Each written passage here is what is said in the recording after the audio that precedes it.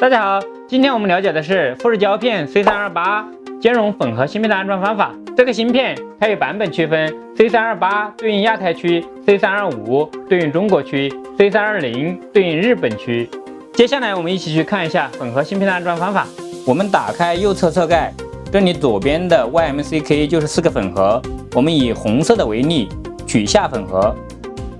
找到芯片位置，我们借助1字小螺丝刀轻撬卡位。把这个芯片座取下来，然后按压卡位，取下旧芯片。再拿一个金英达新的兼容混合芯片，我们确认好芯片的方向，芯片上的定位孔与芯片座上的定位柱对应好，再将装好的芯片座按正确的方向插入到粉盒上，处于自锁的状态，芯片就安装完成了。同时也可以参考我们金英达的芯片安装图。芯片相关问题找金英达，欢迎收藏加关注，我们将持续更新内容。